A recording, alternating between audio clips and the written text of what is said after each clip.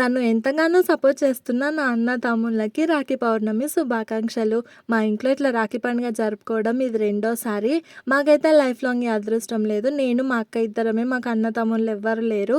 మా హస్బెండ్ వాళ్ళు కూడా ఇద్దరు అన్న తమ్ముళ్ళే. వాళ్ళకు సొంతంగా అక్క చెల్లెళ్ళు లేరు. నా బిడ్డ అట్లా వాళ్ళ అన్నయ్యకి రాఖీ కడుతుంటే మాకు చాలా సంతోషంగా అనిపించింది. ఇక ఇంటి దగ్గర అయిపోయాక మా పెద్దనాన్న కొడుకు అన్నయ్యకి రాఖీ కట్టడానికైతే వచ్చాను. నా పెళ్ళైనప్పటి నుంచి నేను మా అన్నయ్యకి రాఖీ కడుతున్నాను. ఇంతకుముందు మేము హైదరాబాద్లో ఉంటుండే కాబట్టి కట్టలేకపోతుంటే, కానీ ఇక్కడ నాకైతే దగ్గరనే ఉంటాడు అన్నయ్య. ప్రతి సంవత్సరం వస్తున్నాను 4 ఇయర్స్ నుంచి. రాఖీ పండుగ అంటే అందరు ఎంతో మంచిగా సెలబ్రేట్ చేసుకుంటారు కదా, కానీ ఇట్లా ఓన్లీ అక్క చెల్లెళ్ళు లేకపోతే అన్న తమ్ముళ్ళు ఉంటే వాళ్ళకి మాత్రం ఖచ్చితంగా ఏదో ఒక ఫీలింగ్ ఉంటుంది. బాధ మాత్రం కంపల్సరీగా ఉంటుంది. ఎందుకంటే అందరి ఇంట్లో వాళ్ళ అక్క తమ్ముడు కానీ లేకపోతే అన్న చెల్లెళ్ళు కానీ ఇంత మంచిగా రక్షాబంధన్ సెలబ్రేట్ చేసుకుంటారు కదా, మనకు మాత్రం ఆ విధంగా ఉండదు. కాబట్టి ఇంకా అందుకు నాకు మా అక్కకి రాఖీ పౌర్ణమి అంటే ఏంటో తెలిసినప్పటి నుంచి కూడా ప్రతి సంవత్సరం ప్రతి రాఖీకి నేను మా అక్కకి రాఖీ కడుతుండే, మా అక్క నాకు రాఖీ కడుతుండే.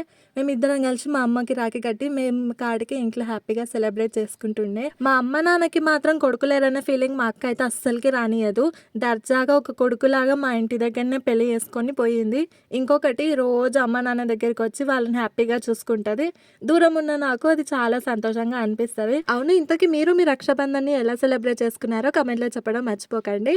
నేనైతే మా పెద్దమమ్మీ, పెద్దాడి, అక్క, చెల్లె, అన్న దగ్గర హ్యాపీగా ఎంజాయ్ చేశాను. వీడియోకి సంబంధించిన ఫుల్ వీడియో కింద ట్యాగ్ చేశాను, ఒకసారి చెక్ చేయండి. Bye bye.